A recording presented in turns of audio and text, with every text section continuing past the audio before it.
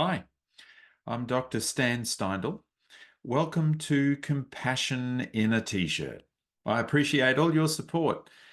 Just in the last week or so, my channel has been made a YouTube partner. I'm not sure really what that means, but it's a nice sign of the growth of the channel. Don't forget to subscribe. Today I'll be speaking with my dear friend, the one and only Professor James Doty. Professor Doty is a neurosurgeon, author, renowned public speaker, and founder and director of Stanford University's Center for Compassion and Altruism Research and Education, or CCARE. His first book was Into the Magic Shop, which was a bestseller and a favorite of mine. His current book is Mind Magic, the Neuroscience of Manifestation and how it changes everything. Mind Magic is due to be published early to mid-May. In this episode of Compassion in a T-shirt, Jim talks about Mind Magic and offers profound insights and some practical tips on how to manifest the life that we want. And so I bring you Professor James Doty.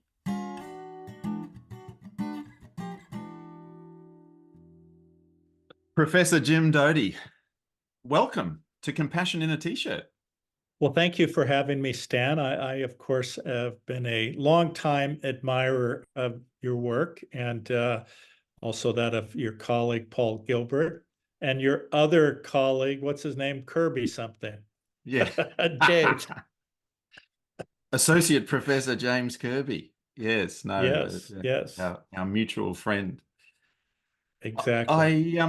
I adore your new book, Mind Magic, and I was hoping to really focus on that in our conversation today. And to do so, I thought we may as well start at the beginning. The first line of your introduction, in fact, you write, "The universe doesn't give a fuck about you."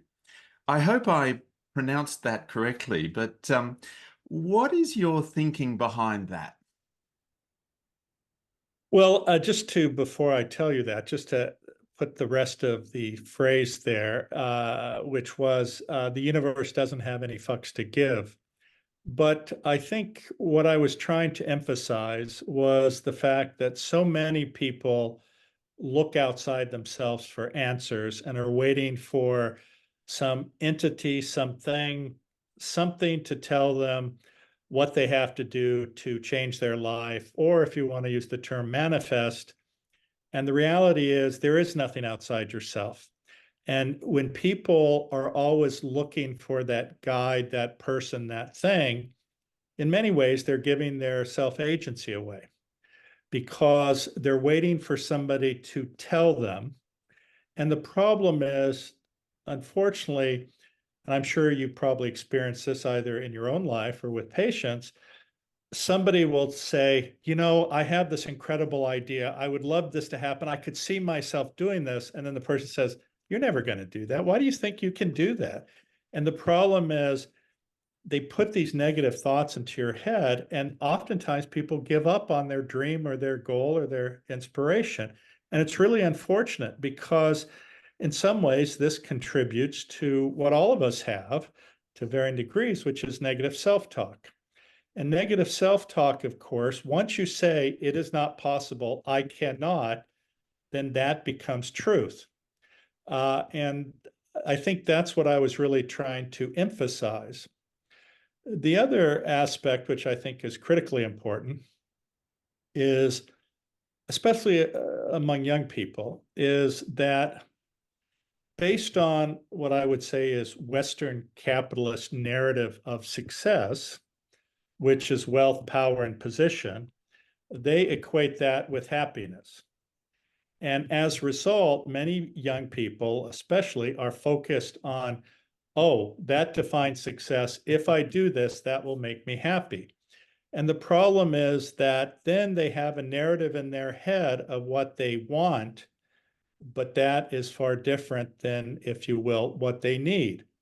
And the challenge is having people understand that, because once you understand what you need, it has an impact on actually what you want.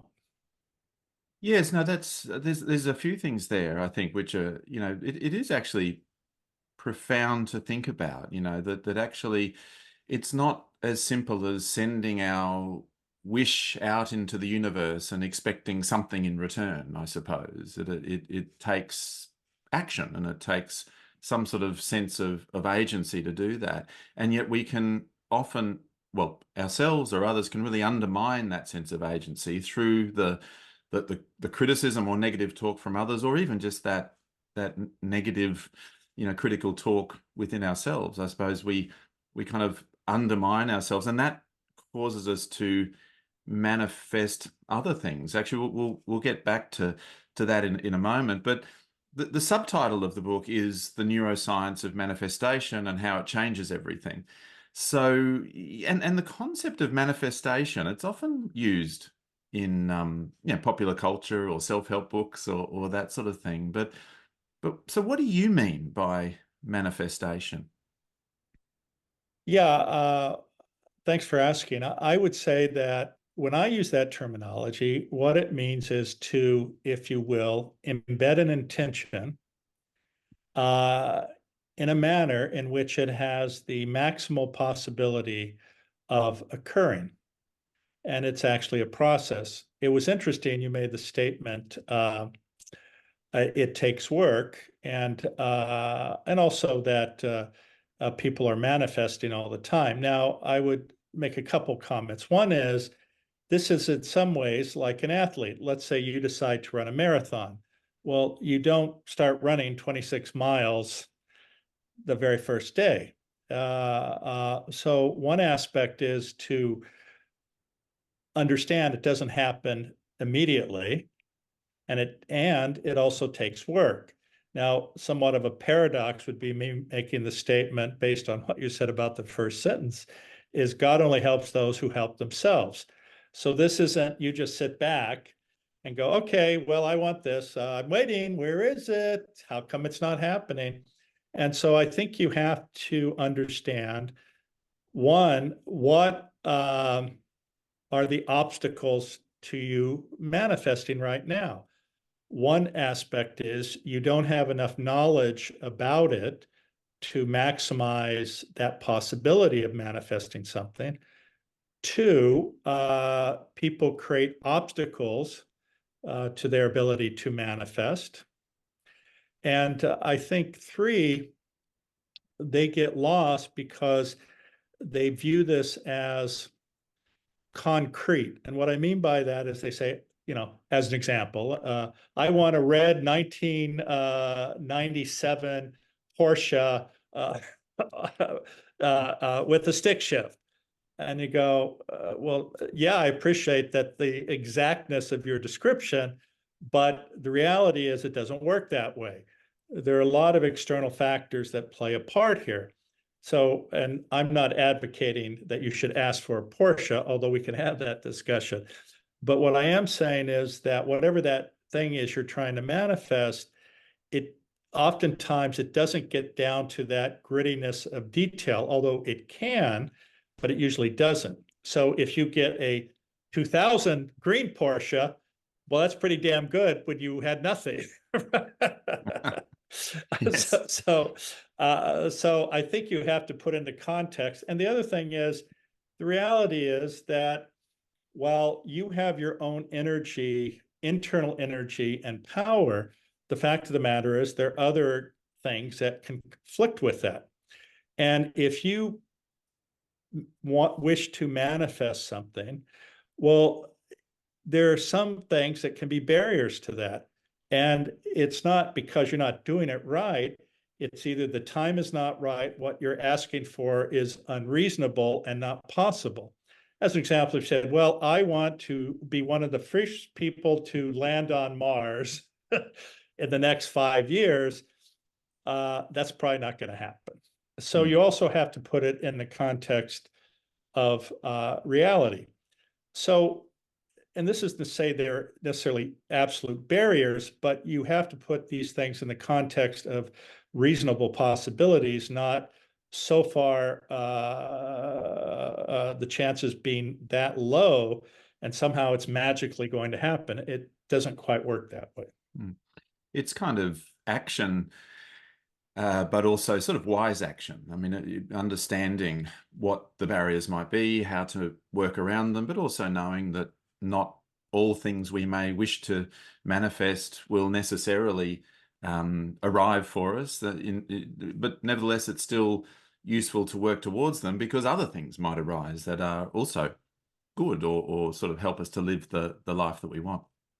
Well, I think that's exactly correct. The other thing I would comment on that people forget or are not consciously aware of is the fact that many people carry baggage from their childhoods, Mm. and they don't understand how that can negatively impact their ability to manifest because, as you well know, oftentimes every decision somebody makes, whether it's about how to function in terms of interacting with people, how to function in a job, how to function in a relationship, all are affected by the baggage that each of us carries. And if you have a complete lack of awareness of how that baggage impacts you and how, frankly, oftentimes it interferes with your ability to live the life you want, that's part of the problem in and of itself. So on some level, you have to do an examination, which you could sit there and call, what are the potential obstacles that are impeding me? As an Mm. example, I'm sure with some of your clients, you have people who repeatedly marry the alcoholic. Ah. And then they break up and they go, that's never going to happen again. And then the next thing they're, dating an alcoholic. And and the problem is they don't understand what are the drivers that are making them do those behaviors. Well, if you Mm. don't understand the drivers or what is causing that, then you're going to be marrying the fourth alcoholic, right? Mm. I mean, that impedes your ability to manifest because there's an underlying current which you don't understand, which is negatively impacting you and is actually the driver, and you're not the driver. Mm. Actually, what you're sort of alluding to there, I think really comes into chapter 1 of the book, where you ask the question, like, what are you already manifesting in your life? It's a confronting thought in a way, because it just invites us to kind of consider our own role in where our life is heading but rather than things just simply happening to us, I suppose, it's sort of it's that kind of reflection, but it also reminds us that we have that agency. No, I think that's exactly right. And the problem is who's doing the steering? Is it you on a conscious level with full understanding, or is it your subconscious and that baggage, which is doing the driving, and your eyes are closed to that reality? And therein lies the challenge, I think, for every person, because our identity, it may seem as though we're communicating, everything's all together, we seem to know what we're doing, but the fact is that there's another thing in there which isn't telling you they're actually doing most of the driving. Yes, that's very interesting. I hadn't thought of it like this, but there's kind of a sort of an unconscious versus conscious manifestation. Manifestation is happening all the time, really, and what can change, especially working through your book or the program that we'll perhaps get to later that's the end of the book. But the idea there is to bring manifestation into consciousness, I suppose, and start setting intention and so on. One of the things that really did resonate for me personally, really, but also professionally, is you discuss the role of shame. Tell us about the role that shame might play in the life that we're already manifesting, or unwittingly or unwittingly. Well, I think this is a term that was popularized by Carl Jung, and or the shadow self, if you will. And this is the part of ourselves that we actually don't like, the part that has done bad things, the part that has hurt people, the part that we would not want to confess to people that we've done these things, or actions that have been dishonest or unfair or unreasonable. And so what most people typically do is they push them away, because who wants to sit there and go, you know, well, I lied to my wife and I had an affair and I'm a bad guy. So you sit there and you create all these excuses and separate yourself. The problem is, though, that when you do that, that part of you is always still there. And when you are in a situation where you're tired, where you're weak, where you're hungry, when you're exhausted, this shame that you've been pushing away suddenly jumps back at you, and often results in you doing the worst type of behaviors.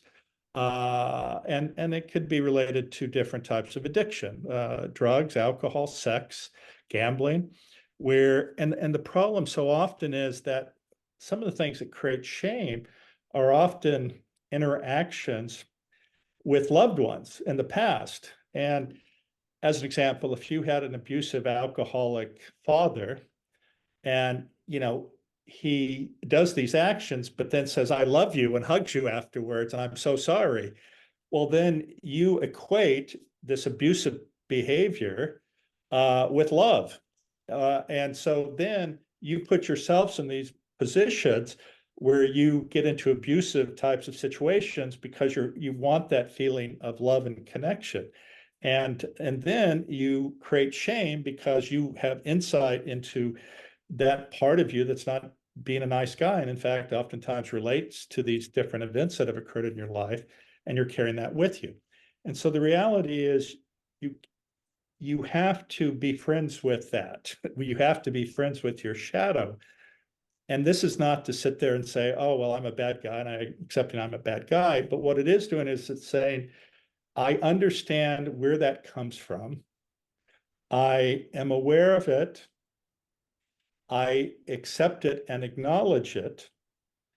But the very fact that I do that decreases its ability to have control over me. But when you push it away all the time, then you give it power to come back and attack you and put you in a very bad situation. And that's how I sort of look at it. And until you've dealt with that, it's very hard to manifest, because that's always things that are going on in the background for you. And when you're able to calm that down, accept it, then you're actually much more able to think clearly, I believe. And again, the goal here, as you said, is we're all manifesting, but it's like, learning to run a marathon.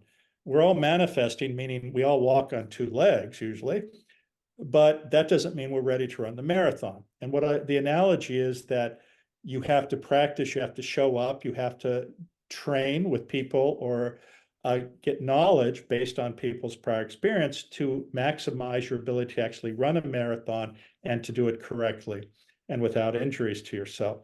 And that's really what you're talking about. So, everybody every day says, I'd really love to have this. But if you say it once and it's done, well, the likelihood of that actually happening is very, very low. But if you commit to the process, which is analogous to the training, then every day is an opportunity to strengthen that. And as you know, there's this saying, what fires together, wires together, right? Mm-hmm. And so when you use these different types of practices, which we know create new neural pathways, and this is in the context of neuroplasticity, our ability to change our brains, then every day you're strengthening those pathways, and which means you're getting in shape to run the marathon. Mm. Yeah, shame is such a painful emotion, isn't it? It's threat-based, it's textured with anxiety and anger and sadness and all sorts of other very difficult emotions. It's very backward looking in a way, and it's very inhibiting, and it has a kind of an inhibiting effect on anything that we may kind of at another level wish to manifest. It sort of really inhibits all of that. Although then at other times, as you say, up it comes, and all of a sudden now it's the driving force, and it drives us towards certain actions that take us even further away, perhaps from the thing that we wish to manifest. Well, and then you get guilt, which then creates that ruminating cycle, which makes it all Yes. even worse. Yep. Now, in some ways, and I think it's a fair statement, really what we're talking about is the choice between living in fear and love, right? Because the negative aspects here are the fear-based aspects. And Yes. when you're liberated, then you can focus on love. When you love, and what we're talking about is shifting from threat mode or engagement of the sympathetic nervous system to engagement of the parasympathetic nervous system. And what happens then is that is fundamentally the shift from fear to love. When you love, you're open, you're honest, you're accepting, and your different cognitive networks function much better. Your executive control network, which gets things done, if you will, but it is associated with having access to memory, experiences, but also creativity and productivity. And this is completely inhibited when you're in the fear mode. So the goal here is to understand that and then use that to maximize your ability to manifest. Because when you're in that mode, all of these cognitive networks work much better because, frankly, we evolved to be in the love mode and not the fear mode. The fear mode is an evolutionary holdover, which in modern society actually interferes with our thriving as human beings. And so it's not going to go away, though, but we have to learn how to deal with it. And one aspect of that also is emotion regulation. Yeah, your book really promises to give us a sense of the neuroscience behind all of this. I mean, I think that's really an important part of the angle that you're taking around kind of manifestation is what's the neuroscience there? As a neurosurgeon yourself, I mean, that's the kind of the sort of the more unique expertise that you're bringing to all of this. And you're thinking about things like sympathetic nervous system, parasympathetic nervous system, the way that we are trying to make a shift and to cultivate parasympathetic nervous system activity so that our executive function can kind of work in a forward-looking, manifesting the life that we want kind of a way, rather than a fear-based fight, flight, freeze kind of situation that mainly just holds us back or manifests a life that is more sort of full of suffering, I suppose, in a way. No, I think that's exactly right. And I think another aspect we should also mention is how the popular culture has promoted a narrative that is not beneficial in regard to manifestation. And in some ways, it's like religion. And what I mean by that is experientially, over millennia, humans have learned the power of compassion, which means caring for others. And this is how we even evolved as a species. We are one of the few species that doesn't run off into the jungle or the forest. Our species has to be cared for. So we have created a genetic imperative that rewards us for the decades of caring that are required to bring up our offspring. And when we do care, what happens is, of course, our reward centers are stimulated. We are shifted into this rest and digest parasympathetic nervous system. Our physiology works its best. The problem, though, with the woo-woo pseudoscience that has been promoted in popular culture is that it promotes a narrative that is completely the opposite. In fact, I hope this book is the antithesis to books like The Secret. The Secret promises you, quote unquote, getting everything you want based on the quote unquote law of attraction. But the way it is defined or sold is that you get whatever you want. And oftentimes it is a self-serving, narcissistic narrative. I want a Porsche. I want to live in a mansion. I want $1 million. And it's promoting the Western capitalist narrative of success being equated with happiness. Now, I will certainly tell you from my own personal experience, as you know, I came from very challenging background of poverty with suffering because of my father's alcoholism and my mother's suffering due to a stroke and her being chronically depressed and attempting suicide, being on public assistance. And I bought into that narrative. And part of it was that the experience I had based on my book, Into the Magic Shop, was meeting a woman in the magic shop who did teach me a mindfulness practice. And she taught me a visualization and manifestation technique, but I had no self-awareness. So she said, make a list of 10 things you want. Well, it was, and because of my interaction with people I thought were successful, it was, I want a Rolex watch. I want a Porsche. I want a mansion. I want to be worth $1 million. I want to be a doctor. And the reason I wanted to be a doctor, though, was because I was profoundly influenced in the 4th grade by a pediatrician who came and spoke to my class. And he treated me with respect and answered my questions as if I was important. And he cared for people. But anyway, I made that list and I got every one of those things. But when I had them, here I have a mansion overlooking the bay in Newport Beach. I have a penthouse on the top of a building in San Francisco. I have a villa in Florence. I have a Porsche, Ferrari, a BMW, a Range Rover, a Mercedes in my garage.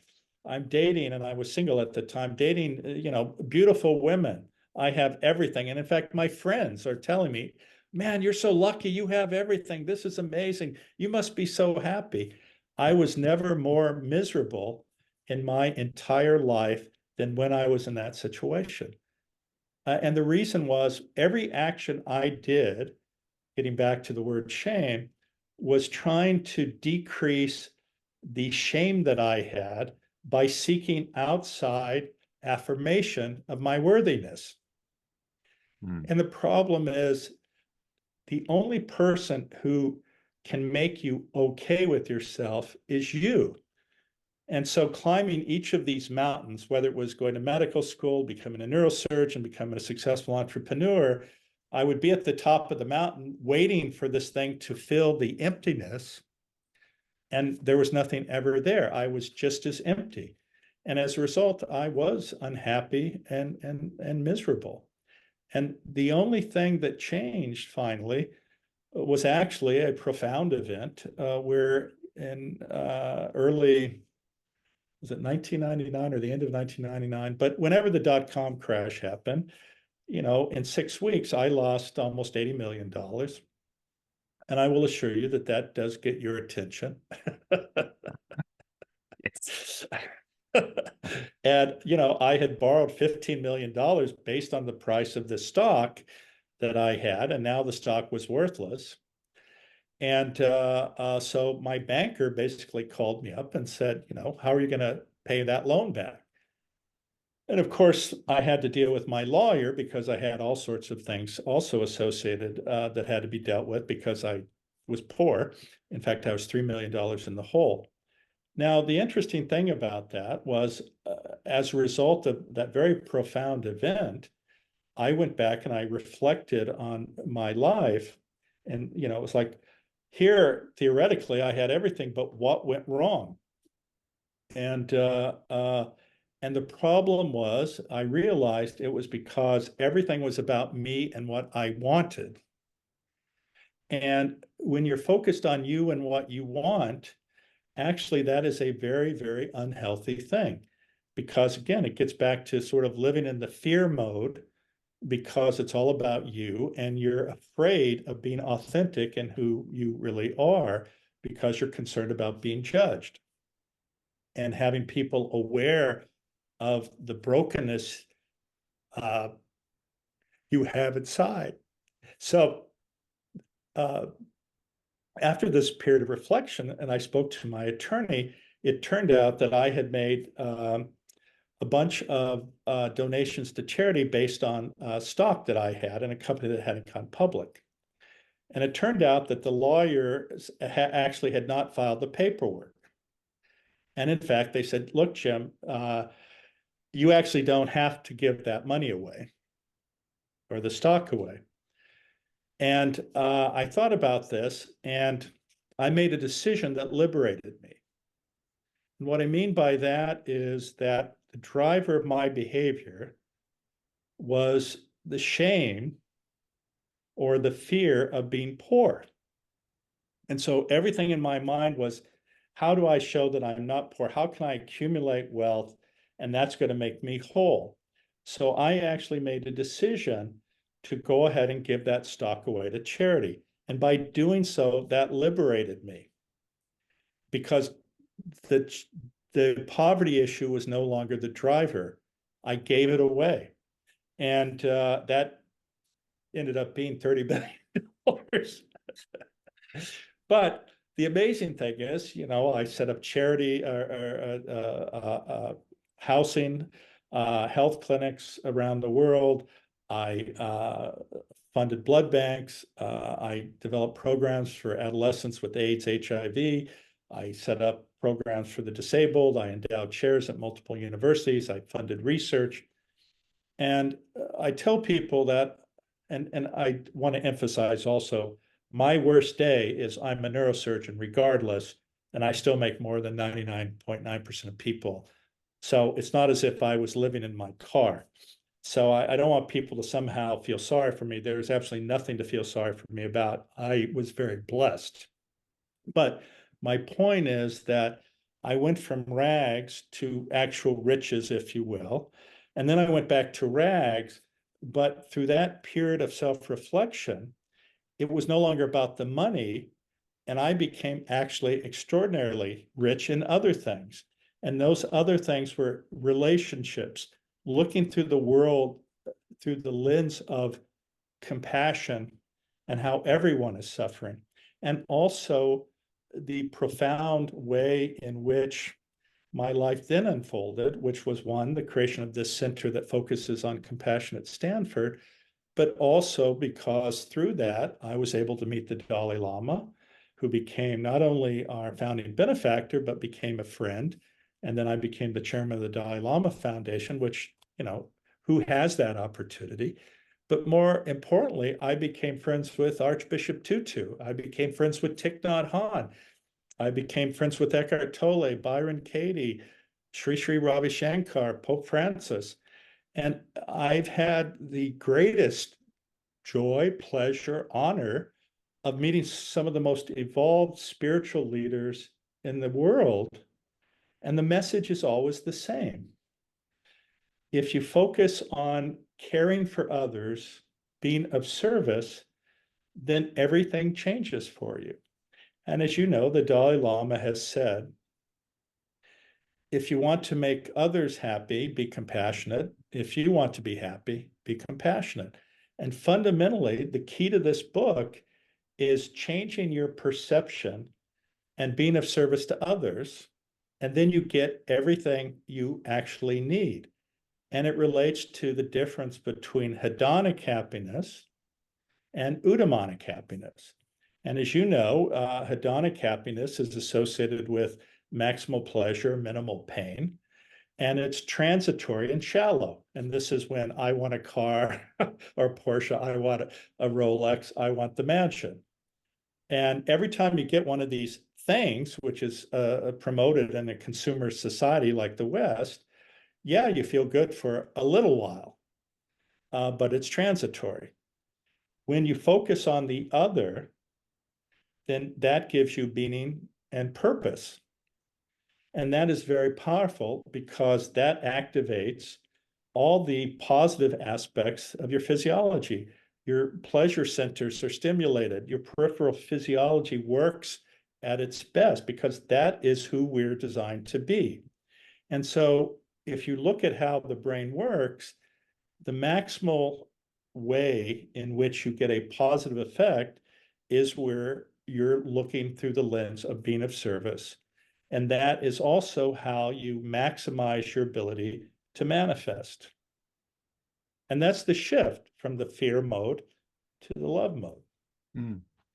There's a very moving part of the book where you do describe finding that list that you wrote as a boy or teenager or something. And yes, it says sort of Rolex, doctor, $1 million, mansion, and then I think it says island, which you hadn't mentioned a moment ago, but the island was even a part of where you were up to, island in New Zealand somewhere.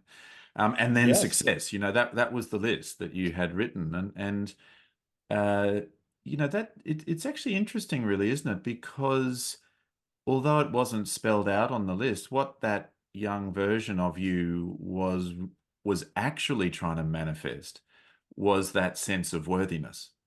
And you were approaching it in a childlike way, I guess. You were just assuming based on society's demands or expectations or what society promotes as kind of happiness and success. You were just drawing on that, which seems fairly reasonable. But there was some wisdom in there already that what you were trying to manifest was worthiness. And it wasn't until later with that sort of experience and wisdom that you had developed and sort of was really sort of forced upon you with the whole dot-com crash, suddenly you wised up to it. It was kind of like, okay, that's actually what I've been trying to manifest all along, is my own inner sense of worthiness.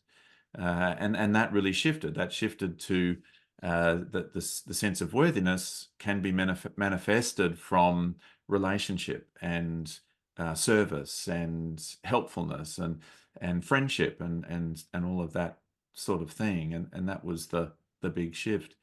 You mentioned the woo-woo thing, and one of the things I quite like about this book, Mind Magic, is that you still use a few woo-woo terms. So, for example, manifestation itself, but you then um, re-envision it a little bit, or sort of make a little shift to it in a way that kind of really relates to the neuroscience behind it, and perhaps what something like manifestation might be. And I think in what you were just saying, you were alluding to kind of inner power. Inner power is another one that you mention in the book. So from your point of view, because that sounds a bit woo-woo at first glance, what is inner power? Well, again, in many ways, it comes back to negative self-talk. Mm, And and that's the negative aspect of the power that we have, right? If you tell yourself it's not possible, by definition, it's not possible. If you have that type of perspective, you're creating limitations in belief or limited beliefs, right? If you say, I cannot, you cannot. mm, And so the reverse of that, of course, is an unshakable belief in your ability to do anything. Now, when I say anything, that's within reason, but anything meaning you have a choice about the work you do, how hard you work. And in fact, what people don't appreciate is that there is a body of literature that shows just thinking, as an example, about increasing your muscles or your strength without doing any exercise whatsoever, you can increase your muscle mass by just thinking about it. And this is this idea of unleashing your inner power. And I hate to use a term that Tony Robbins uses, but that's what it is. that's right. You have immense power within yourself that until you recognize that, then you don't. And as an example, I always use the analogy, every time you make a negative statement, it is like placing a brick on a prison that you're creating for yourself. And as you say it over and over, the prison walls get higher and higher and it gets darker. Mm, Yet you have the key, if you will, to escape from the prison. And it is the belief or understanding that you are the person who created the prison. And when you Yes. understand Yep. that, the prison no longer exists at all for you. And Mm. so that is the gift and the power that is within each of us. And until you recognize, though, that you are sitting there having the key in your pocket, but you don't know that it's sitting there. I think at this point you bring in self-compassion into the book, and so what's your take there on how self-compassion might help us to manifest the life that we want or that we really truly value? Well, again, it comes back to what we were just discussing, because many of us have constant negative self-talk. And I would suggest to you the human condition and also the nature of how we respond to perceived threat actually is the creator of that narrative. The problem is we believe it as truth, and it's not truth. It is something that is genetically imparted in us that is a side effect of something that's positive, but unfortunately, it results in this negative self-talk. And how do you change that? Now, one of the techniques that John Kabat-Zinn has promoted, of course, is his mindfulness practice. But in that practice, he says to ignore it. And that's one of the reasons you get the positive benefits from it. But I have always said that there are two other parts that are critical to that practice. And one of those is self-compassion. Because if you're looking through the lens of hypercriticality at yourself, and as you know, many of us are the most hypercritical about ourselves, more so than anybody else, Yes. then you are looking through the lens at the rest of the world, being hypercritical about everything about the world. So instead of ignoring these thoughts as they come up, my statement is, and this is what Ruth in the Magic Shop taught me, which is you change those and you refuse to let them pass by. You sit there and say, I am worthy, I deserve to be loved, I am not that way, I can do anything, et cetera, et cetera. And that has an effect, number one, on further negating that type of negative self-talk, but it also decreases the noise in the sense that when you repeatedly say, I am worthy, I deserve love, uh, it changes that where you know it's not true. And every time that thought comes up, as soon as it comes up, you challenge it in your head, it starts pushing it away. It doesn't affect you, and it's not there as much. And at least that's the technique that I have used, that I have found has liberated me from constantly beating myself up. And the thing is that when you are able to diminish that or decrease that negative self-talk, it changes your view of the world, but it also changes how other people react to you. And what I mean by that is that I'm sure you have interacted with people who always have this negative attitude and nobody wants to be around them, right? I mean, not only are they beating themselves up, but they're just negative about everything. And who wants to be around that? Mm. And what I found is that when you change that perspective, where you're kind to yourself, you appreciate your own worth, then you look at through the lens of understanding that one, everyone is suffering, and two, everyone deserves love. And I know that may seem woo-woo in some ways, but I think it's fact. And even in my own situation, growing up as a child, I used to carry a lot of anger and hostility towards my parents. And it wasn't because I felt they didn't love me. I just felt that they were not there for me. And as a result, I was saying, God, why can't it be this way? Why can't they be like other parents, et cetera, et cetera? Mm. And what I realized, though, they were suffering and they did not have the tools to overcome their suffering. So how could I be angry at them? Mm. And I changed then to the lens of I love them. It's not their fault. They're doing the best they can. And that changes then how you interact. You're no longer having anger towards them. The other aspect is, again, as I was saying, when I was filled with anger and hostility and despair and hopelessness, again, those feelings are not just within you, you're emanating them in every action you do. And that scares people actually, or pushes them away from you because you're always suspicious, you're always critical, you don't believe them. Once you change that and you carry yourself with this sense of, I am worthy, the world is for me, I can do anything, then everything about you changes. And this is actually the power of compassion to change your life, other people's lives, and is the fundamental key to maximally manifesting the life that you deserve. We understand manifestation. We explore what it is we're already manifesting. We start to understand the brain and that it's tricky and that we're trying to make these shifts from fear to love. And then we cultivate that kind of inner power and we cultivate self-compassion, trying to reduce some of the obstacles. You sort of said at the beginning, embedding our intention and embedding our intention in the subconscious, I think is how you're phrasing it in the book. What's the subconscious in your view, and how do we embed our intention there? Sure. So, as you well know, there's the conscious state, the subconscious, and the unconscious. Now, the unconscious are those things within us that we don't have any access to. And part of it, of course, is how our body functions. Generally, we don't have access to that.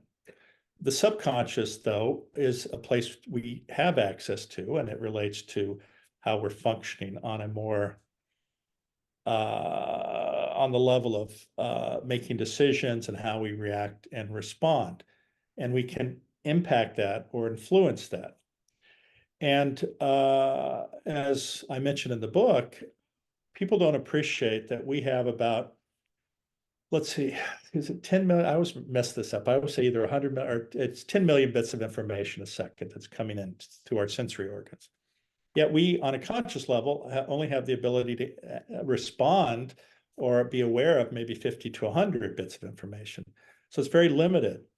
But the key to embedding our intention or embedding something into our subconscious has to do with what we call value tagging.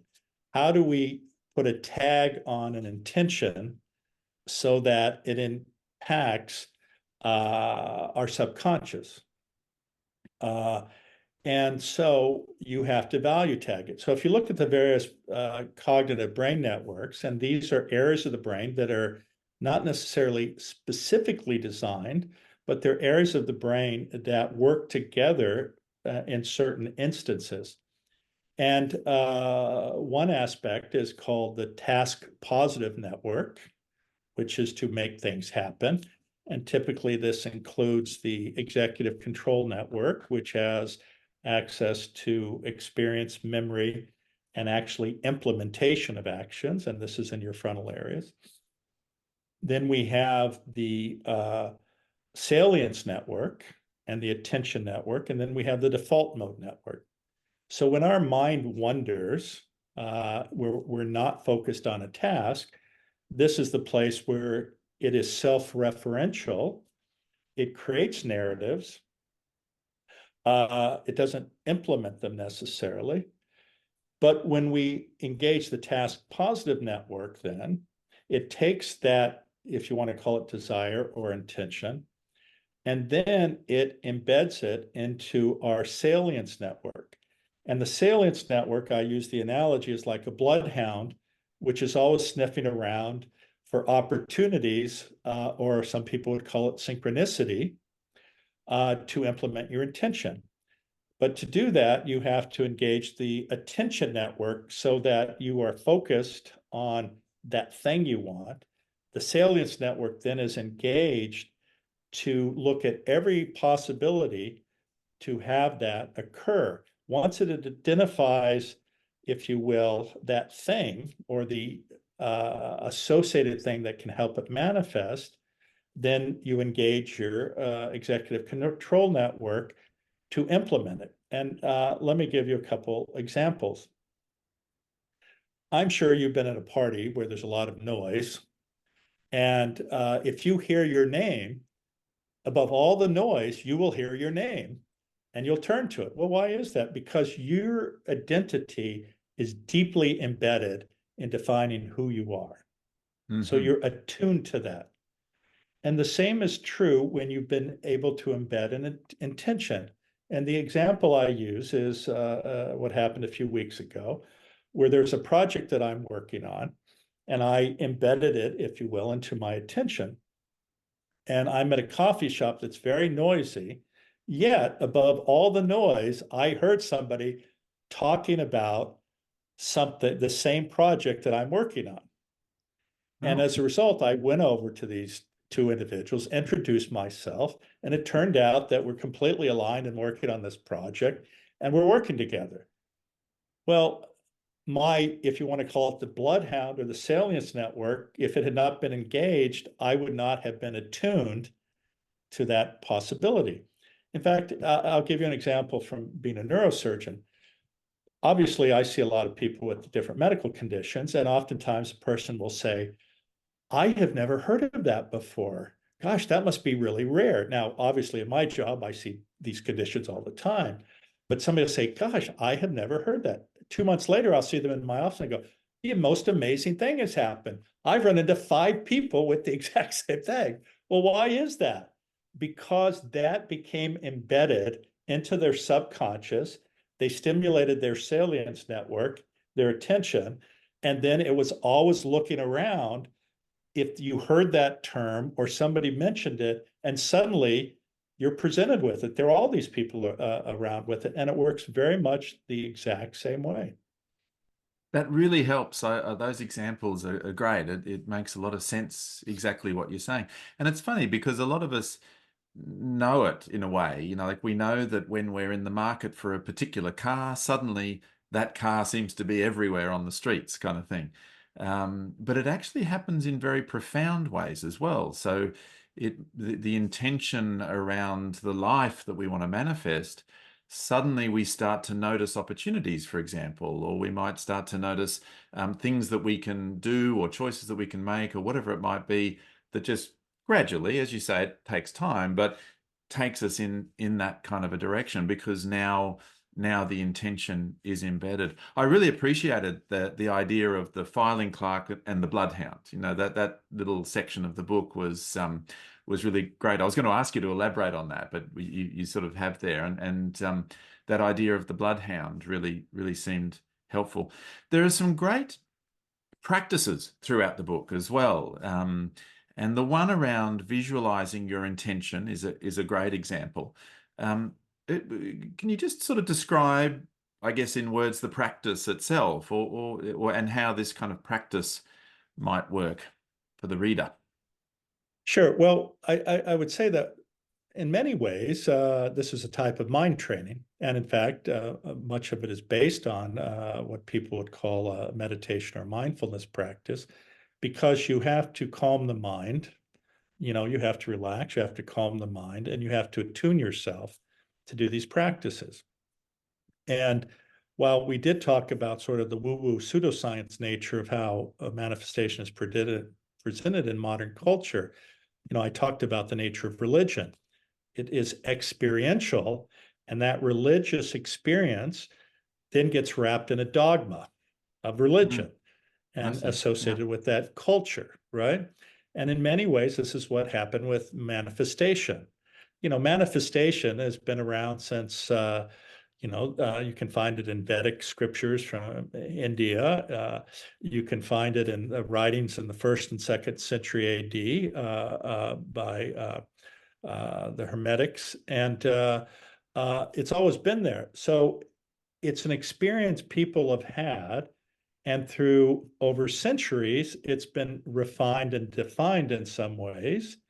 And they're fundamental techniques that experientially have been learned. And then those get wrapped around the woo-woo and the pseudoscience to present it as something that it's not really. But that's not to say that the practices that have been created to manifest are not true. And so what you need to do is, first of all, again, be able to sit in a calm state, because that gives you the access to all the positive aspects of your physiology, both mental and peripheral. But it also then allows you to use your sensory organs in the maximal way to manifest. So how do you do that? You use all five of your senses. So the first thing you do is write down your intention. So you are actually physically writing something, which has a tactile experience of doing that. You then read it silently. So you're using your eyes, if you will. You read it aloud. So you're using your sensory organs. And then you visualize you actually doing it. And that combination of things are the things that, if you, again, we get back to what fires together, wires together. What you're doing is, and through repetition and through those actions, you are laying down the neural pathway, you're reinforcing the neural pathway, and now you've actually created an ever strengthening neural pathway. And those actions in and of themselves increase the likelihood of you manifesting by many, many fold. And again, you're now learning the lesson from how do you become a marathon runner. You have to engage in practices that demonstrably work, and you have to do it over and over again. So it's not one and done. You have to show up, you have to do it. And again, this is part of, God only helps those who help themselves. You can't sit there and wish for it and every day wake up, go, I wish for this, I wish for this. I mean, what I did as a kid, I literally would do this hundreds of times,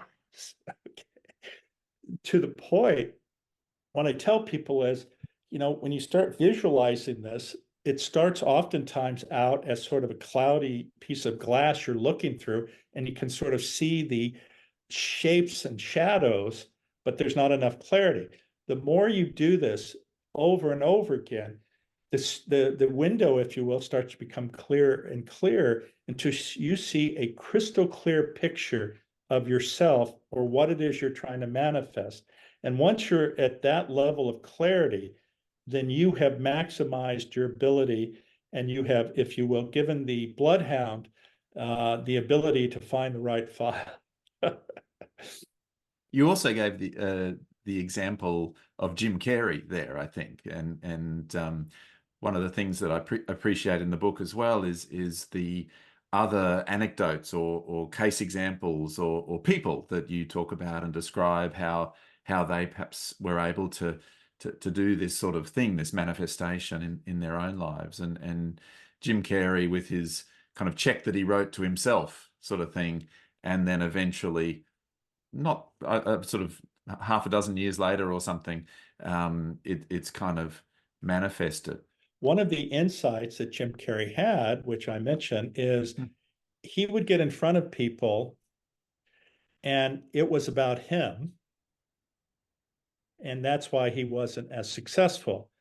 When he then realized his job was about them and he was there for them, that's when things changed. And I'll give you another interesting example. I'm sure you're familiar with Jimmy Page and Led Zeppelin, right? Well, they Definitely. interviewed him one time, and he said something quite profound, which is in some ways similar. He said, I've done a million concerts, and the one thing I hate to do is to play Led Zeppelin. I mean, to play Stairway to Heaven, right? Oh, okay. I have played it a million times. I am so tired of it. I hate playing it, right? And so every time, though, he went out on stage, he would have this anger and hostility for the people who were requesting that he play Stairway to Heaven. Mm. And then he sit there and he said, I had an incredible insight. And I think it was maybe with some help or advice from others. He said, what I finally understood, though, was that it wasn't about what I wanted to play, the more recent music. I realized that the people who are coming to see me, their lives were profoundly affected by that song, or they associated that song with key events in their lives that were meaningful for them. So he said, when I came to that realization, everything changed because I did realize it wasn't about me. It was about giving these people the gift that I had given them earlier and how it had profoundly affected them. So now I am happy to play that song for them. Mm. Yes. Yes, there's a real journey, isn't there, for somebody like that to make that recognition. I know that Paul McCartney at 82 or whatever he is, he doesn't really need the money. But yet he still tours, and I think he's talked about that is the main driver is the people and what he can sort of give back to them in a way. After all they've given But him over the years. exactly. And so it's a two-way street. He has given them a gift, they give him a gift. That is how it works. And Mm. if it's all about you, you don't give the reciprocal gift. Mm-hmm. Mm-hmm. Chapter 7 is titled Pursue Your Goals Passionately. Because it's really sort of ultimately about action. I mean, sometimes, as we said at the start, manifestation can be presented as kind of putting your wish out there and then waiting for the universe to deliver or something. But as a wise man once said, the universe doesn't give a fuck about you. So we need to, I don't know, find the strength, the enthusiasm, the passion, the determination, the courage to sort of take action and pursue the goals. No, that's exactly right. It gets back to what I had said earlier, which is God only helps those who help themselves. Not that I believe in God, but it's true. You have to show up and you have to do the practice. The more you do it, the more you strengthen those neural pathways and the more likely it is to occur. But again, it has to not be focused only on self. It has to be focused outside of yourself for a goal that is larger than yourself. But what happens though is one of two things happen. Either you change what you think you want, right? Because when you're of service to others, it changes everything. And you are benefiting from so many other things that, oh, well, I thought I wanted a Porsche. What I actually wanted was relationships with people. And I was confused that I thought if I had a Porsche, that would make people like me, right? Versus saying, I did these things and it was incredible. I helped all these people. I've become friends with these people. And it turns out that, gosh, one of them had a Porsche and he said to me, I know we've talked about this, hey, do you want to buy from me? I'll give it to you at a discount price. So you get it. But it's not starting with you, I want. It's like, I am being of service. Oh man, now this other thing has happened, and it wasn't necessarily what I was asking for in the sense as the primary thing, but it was something I had wanted, and now it's visual or it's manifested itself. And I will tell you, this has happened over and over in my own life. Mm. And where people actually had then gone out of their ways to do things that, yes, it was sort of sitting in my back burner, but I hadn't emphasized it. But it was things that I actually wanted. But my main purpose wasn't about that. It was about doing something else. But it had these other things happen. Or I realized that what I thought I wanted really wasn't what I wanted or needed. There were Mm. other things that were more important or more valuable. It's kind of that moment where we recognize that we've put the cart before the horse, and so we want to try to now put the horse before the cart, sort of a thing, I think the I think I get motivation. it, sort of. Yeah, We're yeah, that's some trying. bizarre. I understand what you're trying to say. I think what it is that I'm trying to say is that yeah, we get clarity around the motivation and what the motivation is behind it all. And when we realize or notice that the motivation is actually that more inner sense of ourselves and our love and appreciation and sense of worthiness for ourselves, then maybe things like Porsches may follow. They haven't for me yet, but anyway, that's not the motivation anymore. The motivation is that sense of self and building that. Well, and the thing is, when you understand this idea of your own worthiness, many of these things that would be associated with sort of showing off or displaying, you realize they're worthless. As an example,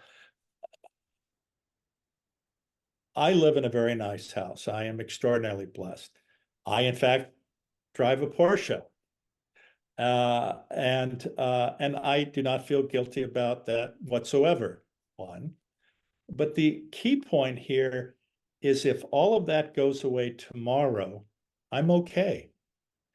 And I think that is a key point because some people so identify themselves with their things, they think that's where their value is. Your value is in you and who you are as a person. It has nothing to do with things. Things are great. You should enjoy them, but that should not be the primary driver of your behavior. Because again, as we talked about the difference between hedonic and eudaimonic happiness, these things are transitory, shallow, short-lived. And letting them go and not having attachment to them is really critically important.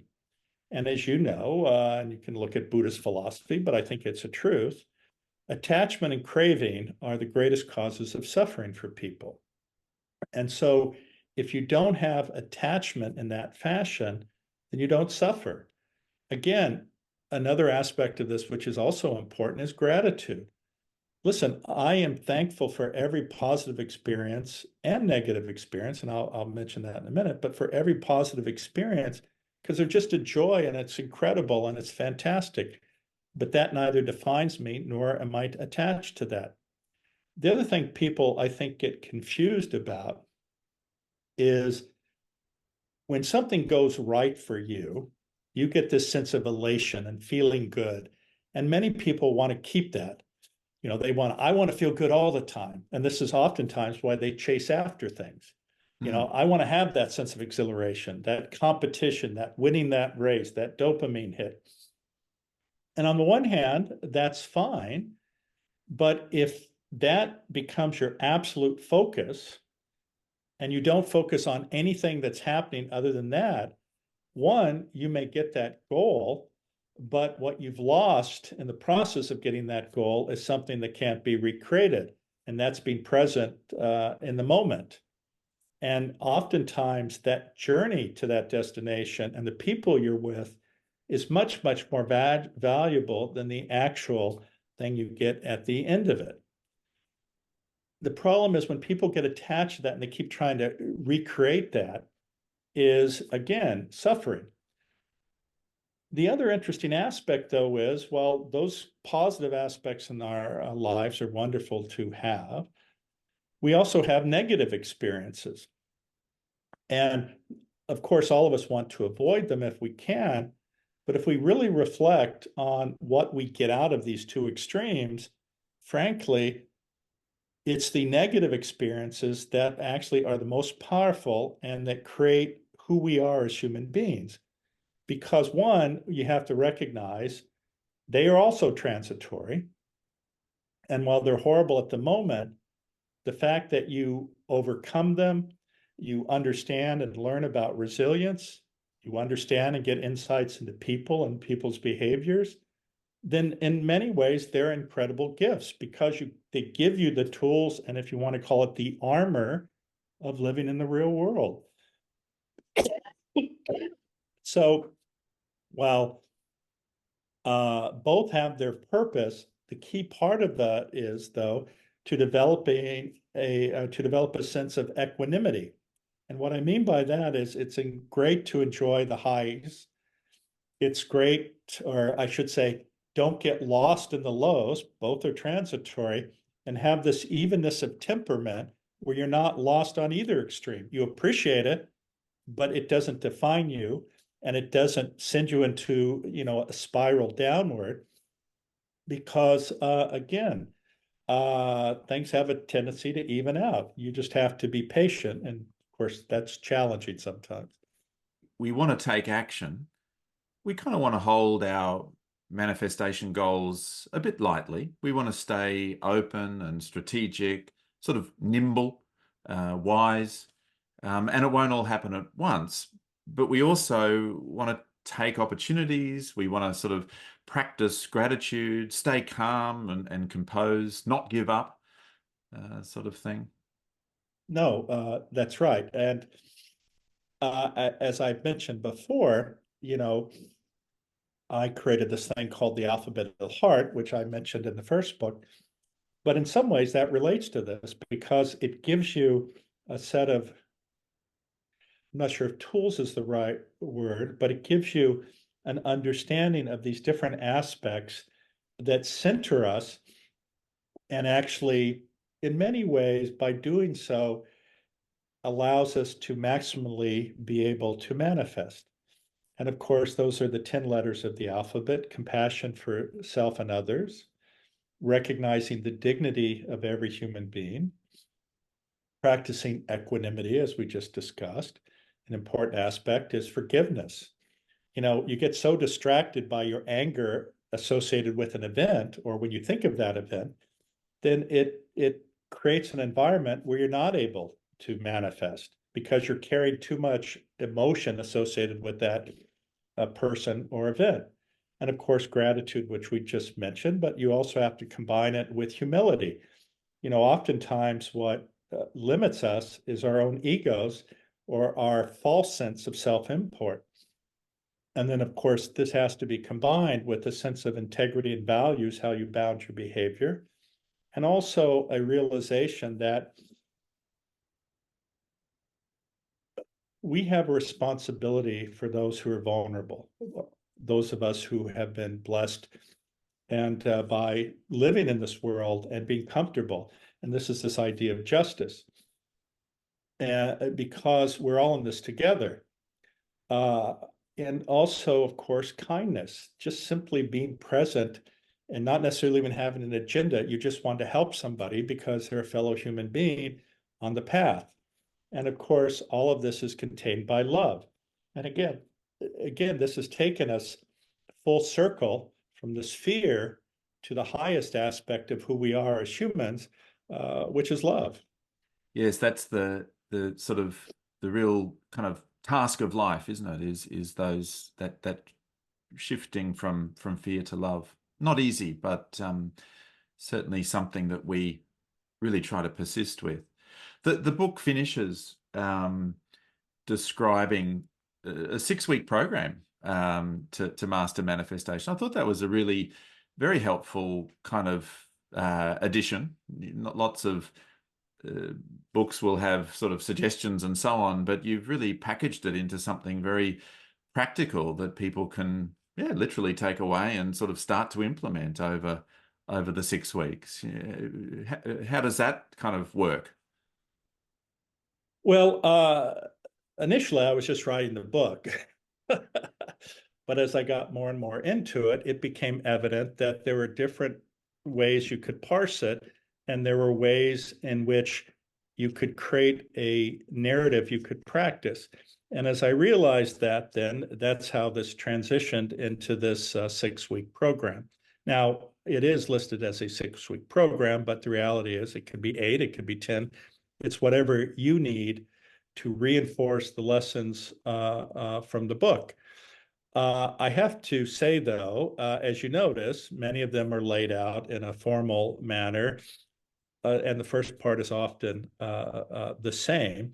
Now, as I was doing the audible version of this book, I have to tell you that reading those first, 3 parts of each lesson, which are very similar, was like, oh my gosh, I've just said this now for the.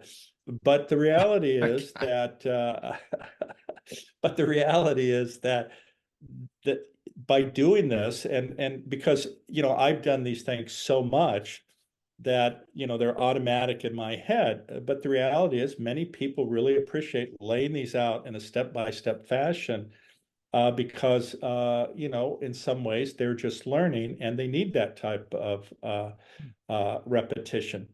And again, I have to say, many of the people who have read the book actually really appreciate that aspect of it, where initially I was sitting there going, well, maybe I'm just repeating this too many times, and maybe it's not really needed. But after people, read various and sundry drafts, it was evident that that was an important part of the book.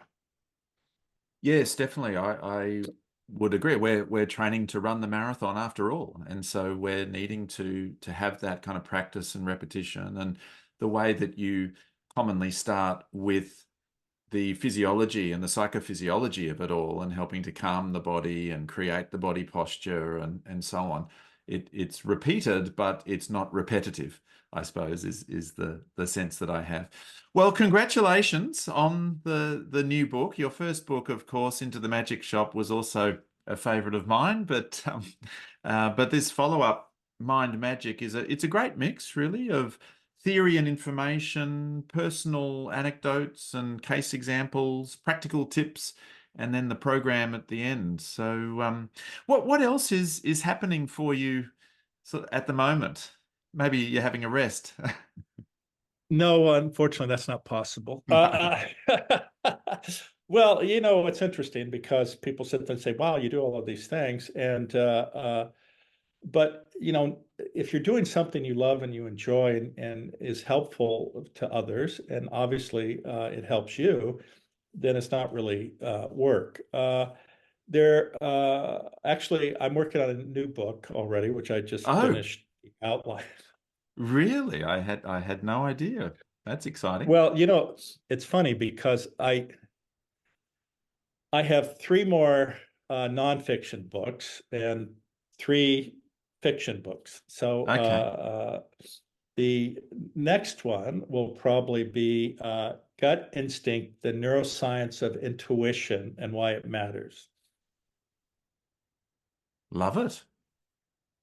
Very So interesting that'll, angle. yes, yes. Then the other one is the Neuroscience of Love. Okay. And then the next one is My Life as a Neurosurgeon, Successes, Failures, and Mistakes. But the other Mm. thing I'm working on is, and have been working on, which you're, of course, very familiar with, is this mental health app for people with the stress and anxiety of living in the modern world, which uses an emotion assessment engine combined with a conversational AI knowledge base of compassion focused therapy, which I know is dear to your heart, and psychology, which is combined with a human like avatar that actually talks to you. And I'm very excited about that. And I don't know if you had a chance recently to look at the website. We've sort of updated the website, and the avatar continues to improve, hopefully. But I think that is going to be, at least from all indications, a very powerful tool for people to help deal with their own stress and anxiety of living in this world. So that's Happi, Happi .ai.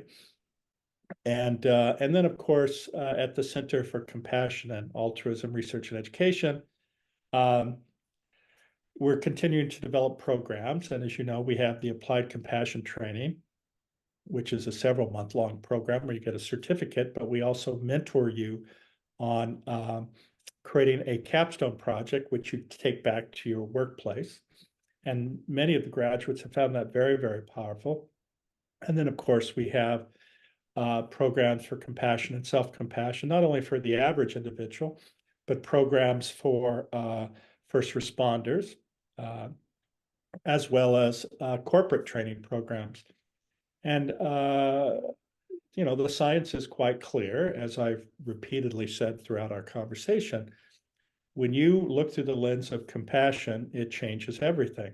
And in fact, in the context of the corporate environment, fear as a driver of success in business is a dead end proposition.